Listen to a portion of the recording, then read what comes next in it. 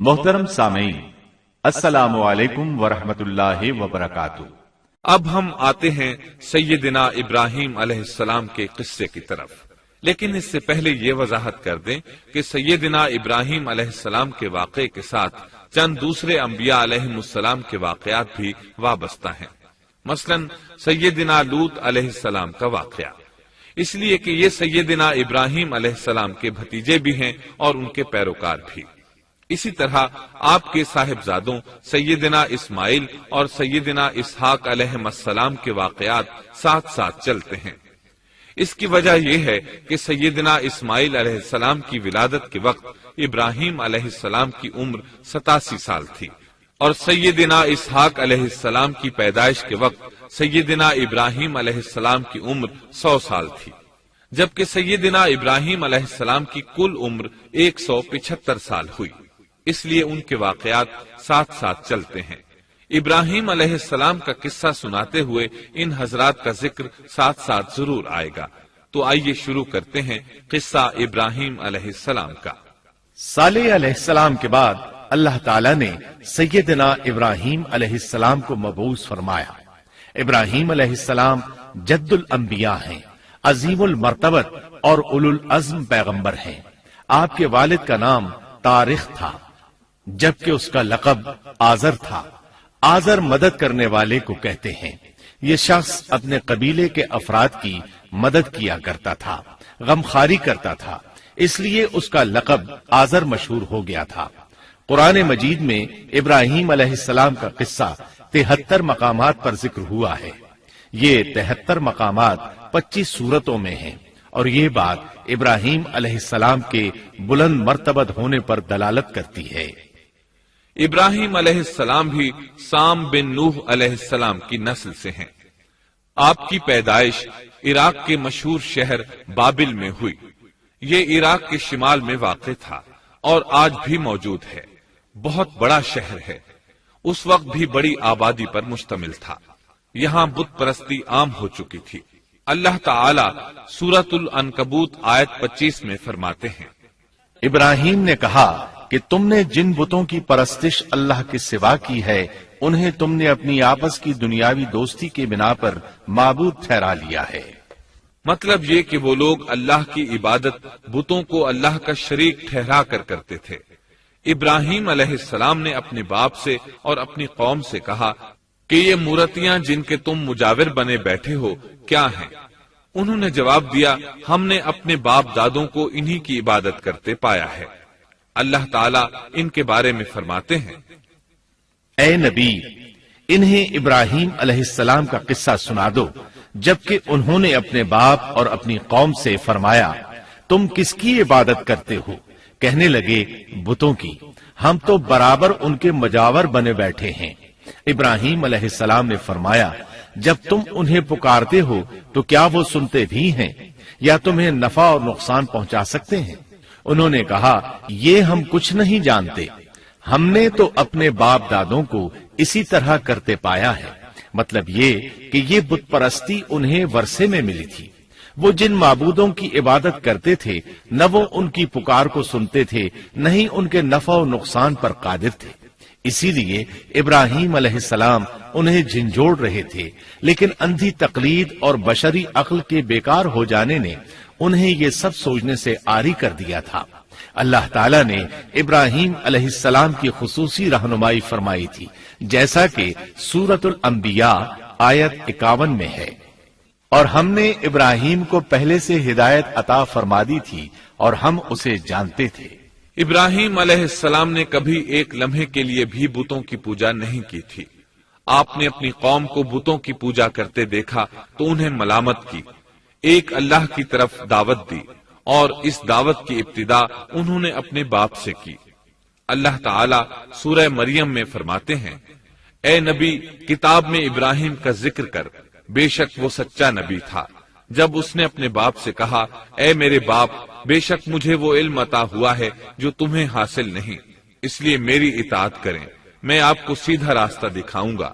اے میرے باپ، شیطان کی عبادت نہ کریں، بے شک شیطان اللہ کا نافرمان ہے۔ ان بتوں کی عبادت گویا شیطان کی عبادت ہے۔ اس لیے آپ نے ان معبودوں کو شیطان سے تعبیر کیا، فرمایا اے میرے باپ، بے شک مجھے خوف ہے کہ تم پر اللہ کا عذاب آئے، پھر تم شیطان کے ساتھی ہو جاؤ۔ باپ نے ان کی بات سن کر کہا اے ابراہیم، کیا تو میرے معبودوں سے پھرا ہوا ہے؟ البتہ اگر تو باز نہ آیا تو میں تجھے سنسار کر دوں گا، اور تو مجھ سے ایک مدت تک دور ہو جا، یعنی مجھ سے اتنا دور ہو جا کہ کبھی مجھے نظر نہ آئے۔ ابراہیم علیہ السلام نے اپنے باپ پر نرمی اور مہربانی کرتے ہوئے ان سے کہا آپ پر سلامتی ہو، میں اپنے رب سے آپ کے لیے بخشش طلب کرتا رہوں گا۔ لیکن جب بعد میں ان پر واضح ہو گیا کہ وہ تو اللہ کا دشمن ہے تو ابراہیم علیہ السلام اس سے بے تعلق ہو گئے۔ سورہ توبہ آیت 114 میں اللہ فرماتے ہیں، اور ابراہیم کا اپنے والد کے لیے بخشش طلب کرنا ایک وعدے کی وجہ سے تھا جو وہ اس سے کر چکے تھے، لیکن جب انہیں معلوم ہو گیا کہ وہ اللہ کا دشمن ہے تو اس سے بیزار ہو گئے۔ بے شک ابراہیم بڑے نرم اور تحمل والے تھے۔ کسی ایماندار کے لیے جائز نہیں کہ وہ کسی کافر کے لیے دعائے مغفرت کرے، بلکہ مومن پر حرام ہے کہ وہ کسی کافر یا عیسائی وغیرہ کے لیے مغفرت طلب کرے یا اس سے یہ کہے کہ اللہ تجھ پر رحم کرے۔ ابراہیم علیہ السلام کے والد نے انہیں دھمکی دی تھی کہ اگر تم اس دعوت سے باز نہ آئے تو میں تمہیں سنسار کر دوں گا۔ اس کے جواب میں ابراہیم علیہ السلام اپنے والد کے ساتھ انتہائی شفقت سے پیش آئے اور اس سے کہنے لگے میں آپ کے لیے اپنے رب سے استغفار کرتا رہوں گا، اس لیے کہ آپ اپنے والد پر بے حد مہربان تھے۔ اسی لیے اللہ تعالیٰ بھی ابراہیم علیہ السلام پر بے حد مہربان تھے، اور آپ کا لقب خلیل الرحمن رکھ دیا گیا۔ خلت محبت کا وہ انتہائی درجہ ہے جس کے ساتھ دل محبت سے بھر جاتا ہے، یعنی وہ بہت سے لوگوں سے بڑھ کر اللہ تعالیٰ کو محبوب تھے۔ والد کے سخت جواب کے بعد ابراہیم علیہ السلام نے ان سے علیحدگی اختیار کر لی اور انہیں مخاطب کر کے فرمایا میں تمہیں چھوڑتا ہوں، اور جنہیں تم اللہ کے سوا پکارتے ہو ان کو بھی چھوڑتا ہوں، میں اپنے رب کو پکاروں گا، مجھے امید ہے میں اپنے رب کو پکار کر محروم نہیں رہوں گا۔ آپ اللہ کے پیارے اور پسندیدہ نبی تھے۔ جب آپ نے اپنی قوم کو توحید کی دعوت دی اس وقت آپ نوجوان تھے، آپ کی عمر 16 سال تھی۔ ساتھ میں آپ اس بات پر غور و فکر بھی کرتے کہ آخر یہ لوگ بتوں کی پوجا کیوں کرتے ہیں۔ آپ کا دل ان کے شرک پر بہت کوڑتا۔ آخر آپ نے مصمم ارادہ کر لیا کہ اس شر اور فساد کی جڑ کو کاٹ کر رہیں گے، یعنی ان بتوں کو توڑ کر رہیں گے۔ آپ اپنی قوم کو بتوں کو توڑ دینے کی دھمکی دیتے رہے۔ اس دھمکی کا ذکر اللہ تعالیٰ نے سورۃ الانبیاء آیت 57 میں کیا ہے، اور اللہ کی قسم میں تمہارے بتوں کا علاج کروں گا جب تم پیٹھ پھیر کر جا چکے ہوگے۔ یہ بات ابراہیم علیہ السلام نے پوشیدہ نہیں اعلانیہ کہی تھی۔ آخر انتظار کا وقت ختم ہوا، عید کا دن آ پہنچا۔ عید کے دن وہ لوگ صبح سویرے گھر سے نکلنے سے پہلے کھانا پکا کر اپنے معبودوں کے سامنے رکھتے تھے، پھر شہر سے باہر ایک میدان میں جمع ہوتے، وہاں کھیلتے کودتے خوشیاں مناتے، ناز سے چلتے پھرتے اور کھانا کھاتے۔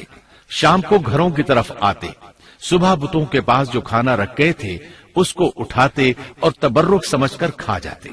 اپنے معمول کے مطابق انہوں نے عید کی تیاری کر لی، لیکن ابراہیم علیہ السلام تیار نہ ہوئے، اس لیے کہ وہ تو ان کے ساتھ جانے کا ارادہ ہی نہیں رکھتے تھے۔ وہ لوگ جانے سے پہلے ابراہیم علیہ السلام کے پاس آئے اور کہنے لگے کیا آپ ہمارے ساتھ نہیں جائیں گے؟ سیدنا ابراہیم علیہ السلام نے آسمان کی طرف نگاہ کی اور فرمایا میں بیمار ہوں۔ یہ تمام واقعہ سورۃ الانبیاء آیات 51 تا 58 میں بیان ہوا ہے۔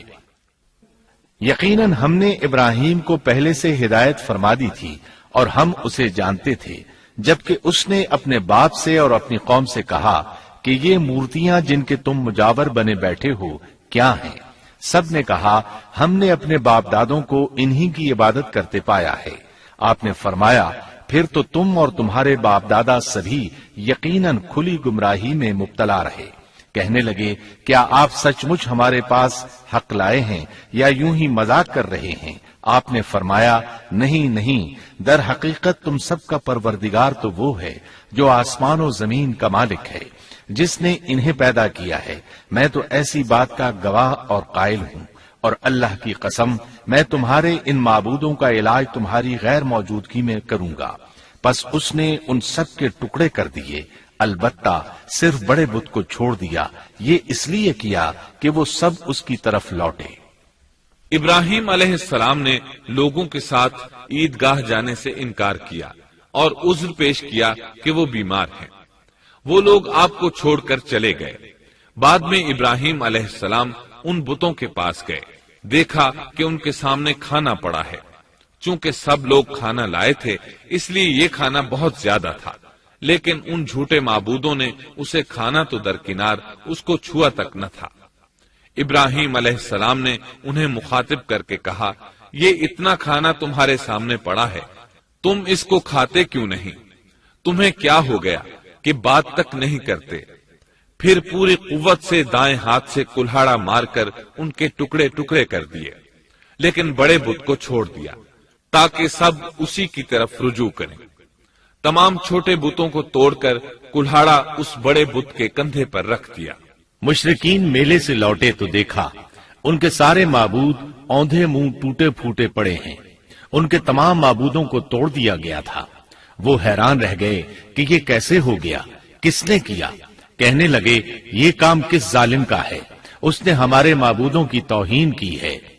اس وقت جن لوگوں نے ابراہیم علیہ السلام کا وہ کلام سنا تھا انہیں ان کا خیال آ گیا، کہنے لگے وہ نوجوان جس کا نام ابراہیم ہے اسے ہم نے اپنے بتوں کی مذمت کرتے سنا ہے۔ اللہ کی قدرت کہ ابراہیم علیہ السلام کا جو مقصد تھا وہ خود بخود پورا ہو رہا تھا۔ قوم کے لوگ مشورہ کر رہے تھے کہ سب کو جمع کرو اور اسے بلاؤ، پھر اسے سزا دو۔ چنانچہ تمام اہل باطل چھوٹے بڑے جمع ہو گئے، کارروائی شروع ہو گئی۔ کہنے لگے اے ابراہیم، ہمارے معبودوں کے ساتھ یہ لغو حرکت تو نے کی ہے۔ ابراہیم علیہ السلام نے جواب دیا، یہ کام تو اس بڑے بت کا ہے، مجھ سے کیوں پوچھتے ہو؟ تم اپنے معبودوں سے کیوں نہیں پوچھ لیتے کہ ان کے ٹکڑے کس نے اڑائے ہیں؟ ابراہیم علیہ السلام کا جواب سن کر وہ سب سوچ میں پڑ گئے، پھر کہنے لگے ہم نے بڑی غلطی کی، اپنے معبودوں کے پاس کسی کو حفاظت کے لیے نہیں چھوڑا۔ اس قدر واضح بات محسوس کر کے بھی وہ ظالم ایمان نہ لائے، بلکہ شیطان نے ان کے دلوں میں وسوسہ ڈالا اور انہوں نے غور و فکر کر کے کہا، اے ابراہیم، کیا تمہیں علم نہیں یہ تو بے زبان ہیں، یہ بول نہیں سکتے۔ اب ابراہیم علیہ السلام نے فرمایا، تب پھر تم اللہ کے سوا اس چیز کی عبادت کرتے ہو جو تمہیں کچھ بھی نفع نہ دے سکے اور نہ نقصان پہنچا سکے۔ تعجب ہے تم پر اور ان پر بھی جنہیں تم اللہ کے سوا پکارتے ہو، کیا تم میں بالکل عقل نہیں؟ اس طرح ابراہیم علیہ السلام نے ان پر حقیقت خوب اچھی طرح واضح کر دی۔ ان سے فرمایا تم ان کی پوجا کرتے ہو جن کو تم خود تراشتے ہو، یعنی ان کا حال تو یہ ہے کہ تم نے ان کو خود اپنے ہاتھوں سے تراشا اور ان کی عبادت کرنے لگے، جبکہ تمہیں اور تمہاری بنائی ہوئی چیزوں کو اللہ ہی نے پیدا کیا ہے۔ ابراہیم علیہ السلام نے ایک کلہاڑے کی مدد سے ان سب بتوں کو تہس نہس کر دیا تھا۔ یہ اس بات کی واضح ترین نشانی تھی کہ یہ بالکل بے بس ہیں، لیکن اس واضح نشانی کے باوجود وہ اپنے کفر ہی پر ڈٹے رہے اور لگے ابراہیم علیہ السلام کو دھمکیاں دینے۔ کہنے لگے اس کے لیے ایک آتش کدہ بناؤ اور اسے اس دہکتی آگ میں ڈال دو۔ پھر ان لوگوں نے ایک چٹیل میدان کا انتخاب کیا جہاں مٹی نام کی کوئی چیز نہیں تھی۔ اس میدان کو پتھروں کی باڑ کے ساتھ گھیر دیا گیا۔ پھر سب لوگوں کو حکم دیا گیا کہ وہ لکڑیاں جمع کر کے اس گھیری ہوئی جگہ میں رکھیں۔ چنانچہ سب لوگ لکڑیاں جمع کر کے وہاں لانے لگے، یہاں تک کہ عورتوں اور بچوں نے بھی اس کام میں بڑھ چڑھ کر حصہ لیا۔ میدان میں اتنی لکڑیاں جمع ہو گئیں کہ زمین نظر نہیں آتی تھی۔ یہ لکڑیاں زمین پر ایک اونچی دیوار محسوس ہوتی تھیں۔ پھر ان لکڑیوں کو آگ لگائی گئی۔ جب آگ کے شعلے آسمان سے باتیں کرنے لگے تو انہوں نے ابراہیم علیہ السلام کو آگ میں ڈالنے کے لیے ایک جھولا تیار کیا۔ اس میں سیدنا ابراہیم علیہ السلام کو رکھا گیا۔ اس وقت آپ نے یہ دعا پڑھی، حسبنا اللہ ونعم الوکیل، ہمیں اللہ کافی ہے اور وہی بہترین کارساز ہے۔ یہ کلمہ ہر محتاج اور مصیبت زدہ کو پڑھنا چاہیے۔ بخاری میں ہے، رسول اللہ صلی اللہ علیہ وسلم نے فرمایا، حسبنا اللہ و نعم الوکیل ابراہیم علیہ السلام نے اس وقت فرمایا تھا جب انہیں آگ میں پھینکا جانے لگا تھا۔ مطلب یہ کہ ہم اللہ ہی پر بھروسہ کرتے ہیں، اس کے سوا ہمارا کسی پر بھروسہ نہیں۔ بعض روایات میں یہ بھی ہے کہ جب ابراہیم علیہ السلام کو آگ میں ڈالا جانے لگا تو جبریل علیہ السلام آئے اور کہا، اے ابراہیم، کوئی حاجت ہے تو میں حاضر ہوں۔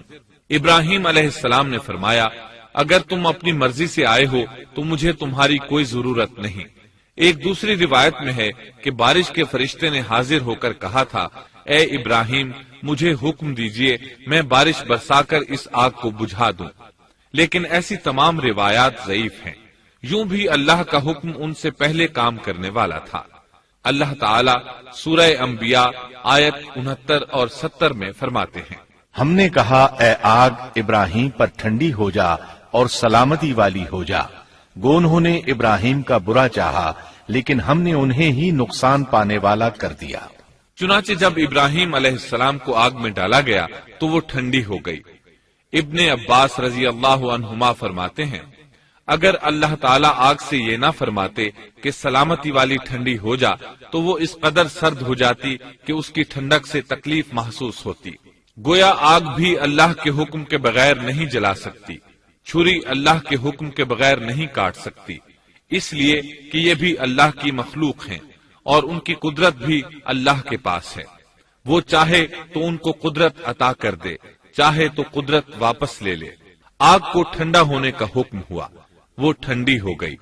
اس نے نہ ابراہیم علیہ السلام کے کپڑے جلائے، نہ جسم کے کسی حصے کو کوئی نقصان پہنچایا، صرف وہ رسیاں جلائیں جن سے آپ کو باندھا گیا تھا۔ سبحان اللہ۔ لوگ آگ کے گرد اس انتظار میں کھڑے تھے کہ جو ہی انہیں آگ میں پھینکا جائے گا وہ جل کر راکھ ہو جائیں گے، لیکن وہ یہ دیکھ کر حیران رہ گئے کہ ابراہیم علیہ السلام بڑے ناز سے آگ کے درمیان بیٹھے ہیں۔ بعض روایات میں ہے کہ ابراہیم علیہ السلام فرمایا کرتے تھے، مجھے ان دنوں جو راحت اور سکون حاصل تھا ویسا آگ سے نکلنے کے بعد نہیں ہوا۔ لوگ اس معجزے کو دیکھ کر حیرت زدہ تھے۔ پھر ابراہیم علیہ السلام آگ سے نکلے۔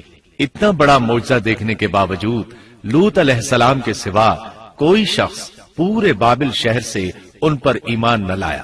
اللہ تعالیٰ فرماتے ہیں، پس ابراہیم پر لوط ایمان لائے۔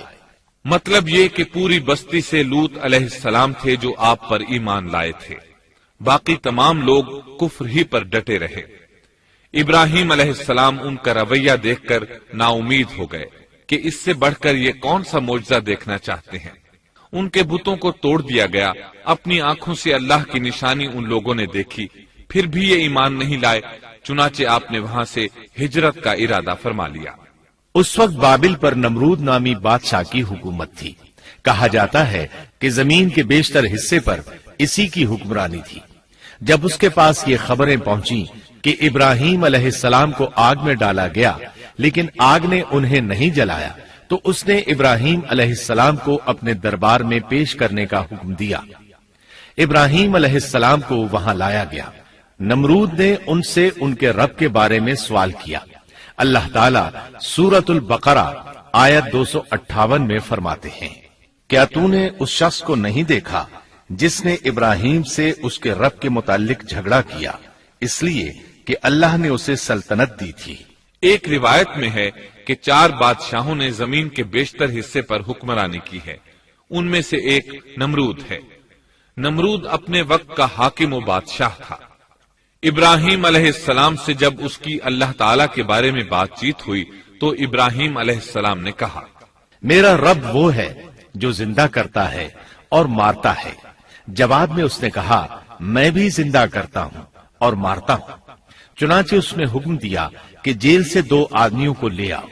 جیل سے 2 ایسے آدمیوں کو لایا گیا جن کے لیے سزائے موت کا فیصلہ ہو چکا تھا۔ اس نے ان میں سے ایک کے قتل کا حکم دیا، دوسرے کو معاف کر دیا۔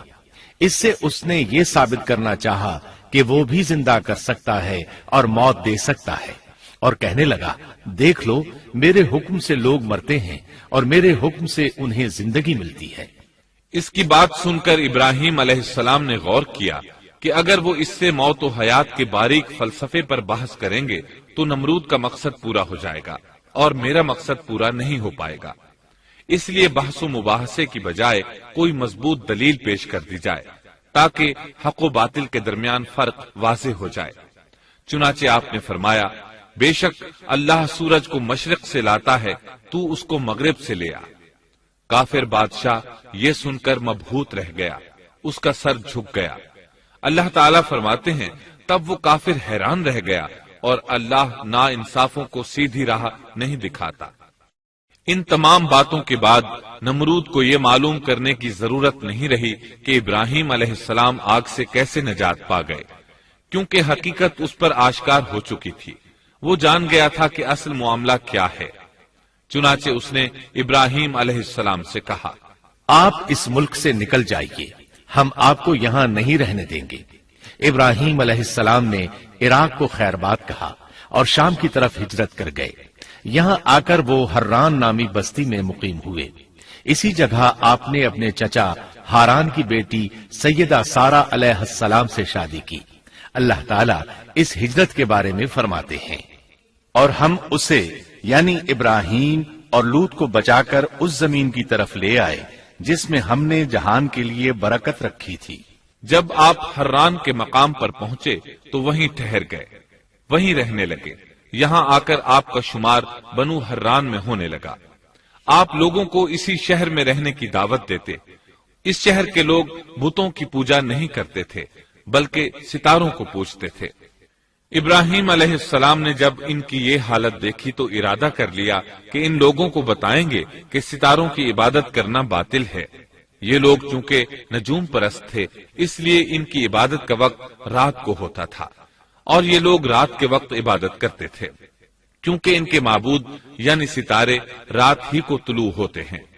چنانچہ ابراہیم علیہ السلام انہیں یہ دکھانے کے لیے کہ ان چیزوں کی عبادت باطل ہے ایک دن ان کے ساتھ نکلے۔ اللہ نے آسمان کے دروازے کھول دیے تو ابراہیم علیہ السلام نے چاند، ستاروں، سیاروں اور آسمان و زمین کی سلطنت کو دیکھا۔ اللہ تعالیٰ نے ابراہیم علیہ السلام سے تمام پردے ختم کر دیے جو عام طور پر لوگوں کی آنکھوں پر ہوتے ہیں، اور انہوں نے وہ کچھ دیکھا جسے آج کی رصد گاہیں بھی نہیں دیکھ سکتی۔ اللہ تعالیٰ سورۃ الانعام آیت 75 میں فرماتے ہیں اور اسی طرح ہم نے ابراہیم کو آسمان اور زمین کی سلطنت کا مشاہدہ کرا دیا تاکہ وہ یقین کرنے والوں میں سے ہو جائے۔ بعض مفسرین نے لکھا ہے کہ یہ سب کچھ اللہ تعالیٰ نے ابراہیم علیہ السلام کو اس لیے دکھایا تھا کہ وہ ستاروں کی پرستش کرتے تھے۔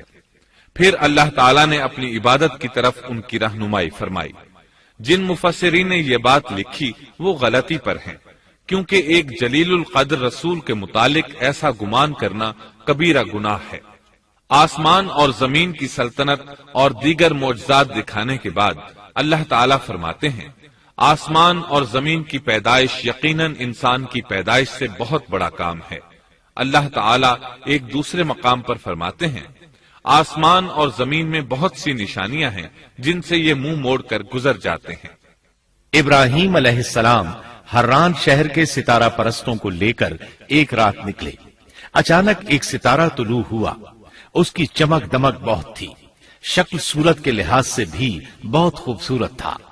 اس وقت ابراہیم علیہ السلام نے بطور مذاق کہا یہ میرا رب ہے، لیکن جب وہ ستارہ کچھ دیر بعد چھپ گیا تو کہنے لگے یہ تو غروب ہو گیا۔ یہ رب کیسے ہو سکتا ہے؟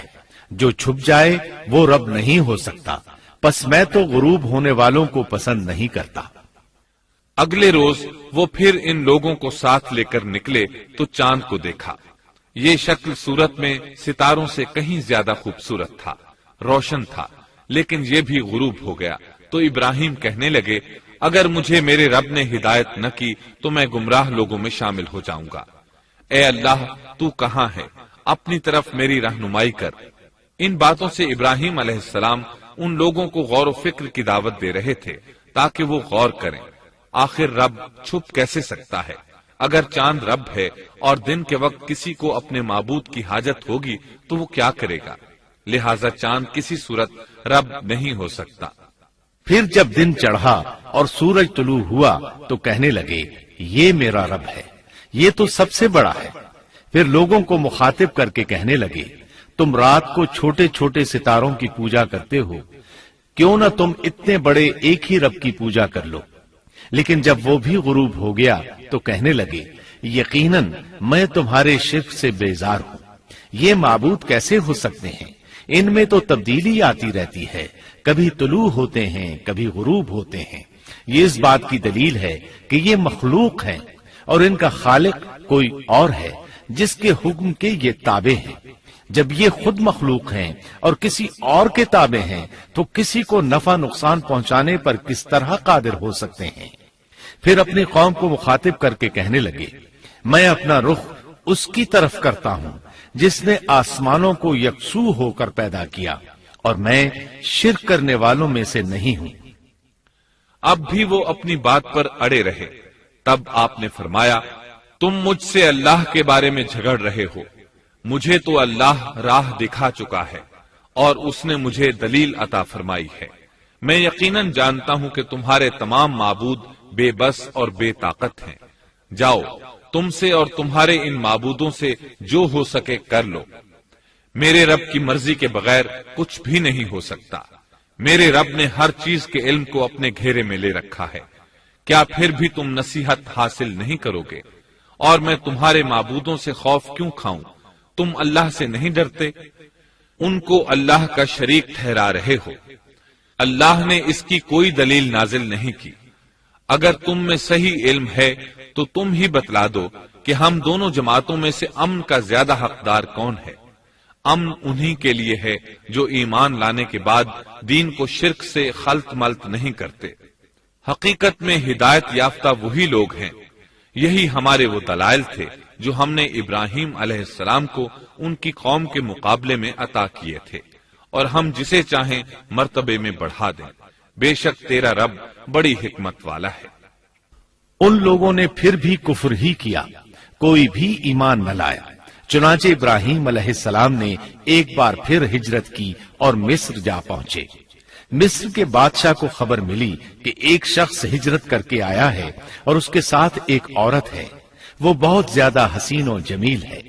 چنانچہ اس ظالم نے اپنے کارندوں کو بھیجا کہ اس عورت کو میرے پاس لے آؤ، ساتھ ہی اس سے پوچھنا کہ تمہارے ساتھ جو آدمی ہے وہ کون ہے، اگر وہ اس کا خاوند ہو تو اسے قتل کر دینا۔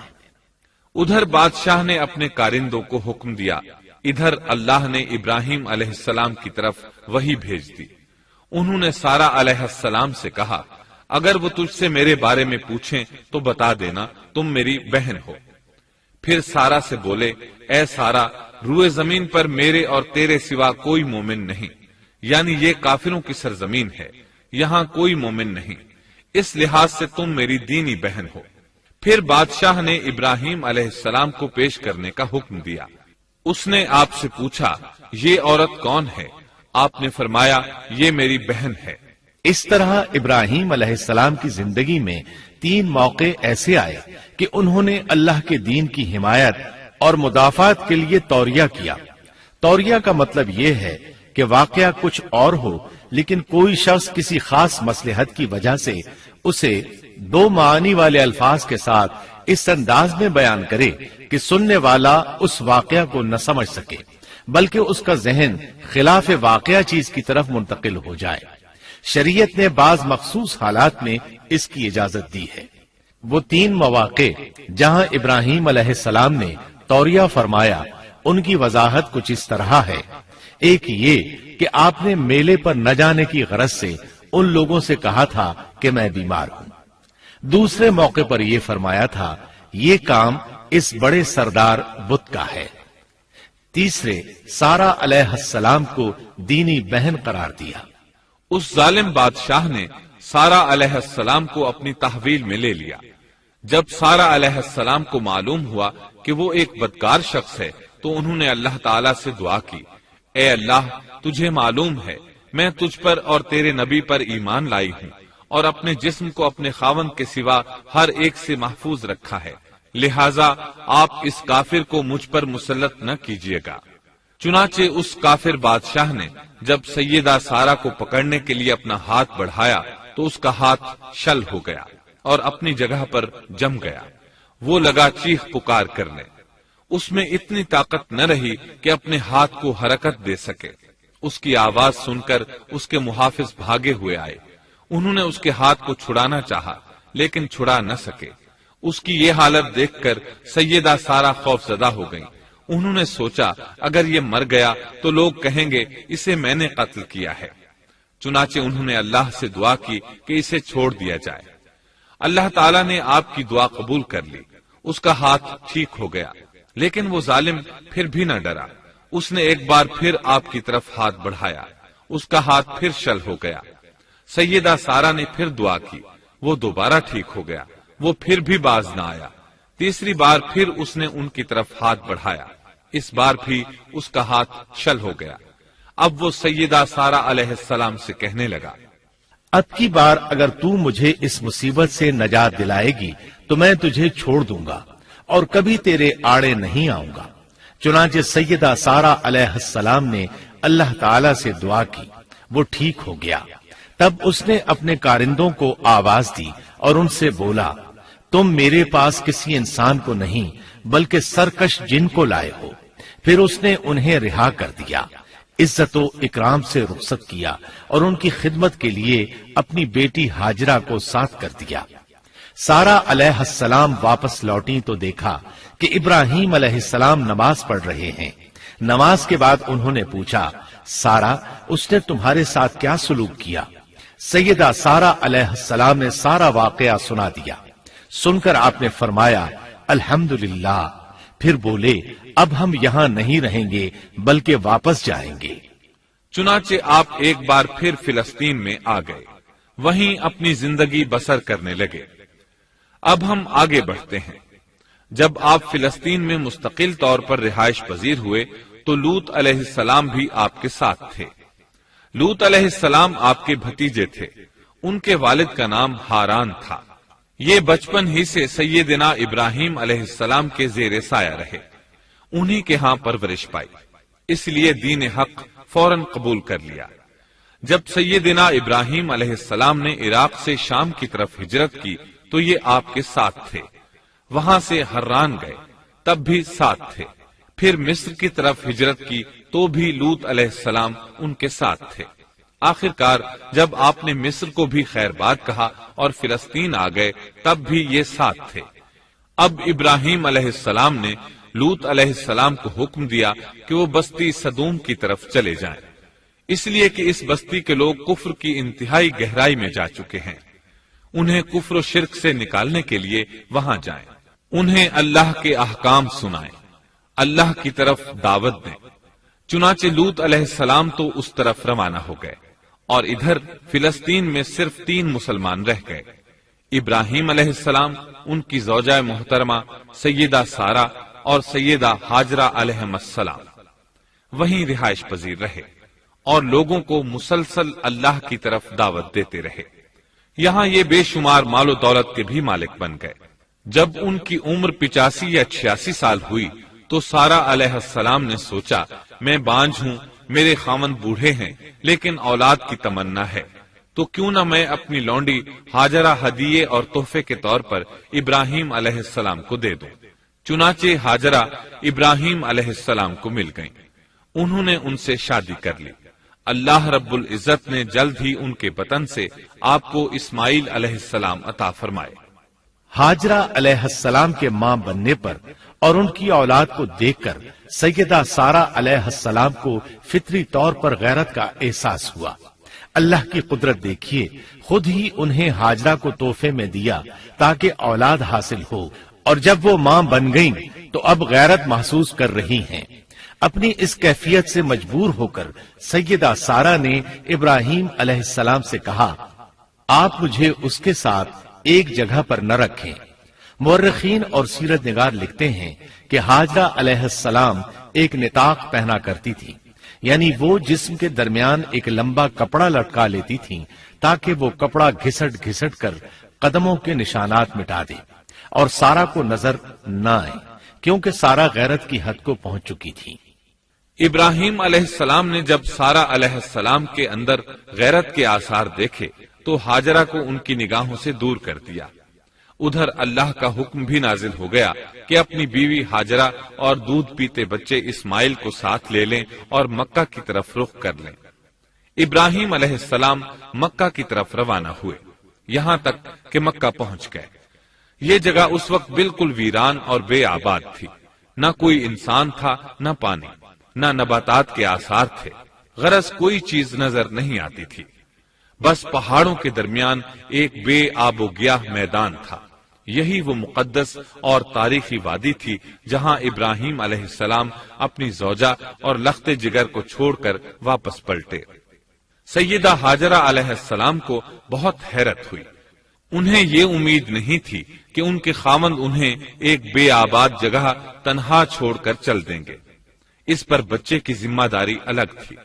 چنانچہ انہوں نے ابراہیم علیہ السلام کو آواز دی، لیکن انہوں نے مڑ کر بھی نہ دیکھا۔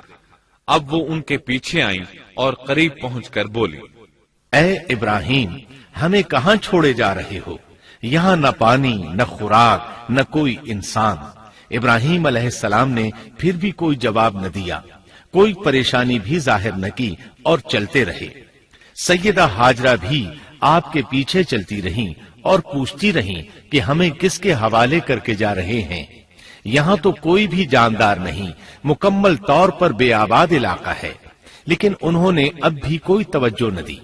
آخر سیدہ ہاجرہ نے کہا، کیا آپ کو اللہ نے اس کام کا حکم دیا ہے؟ اب آپ نے جواب میں فرمایا، ہاں۔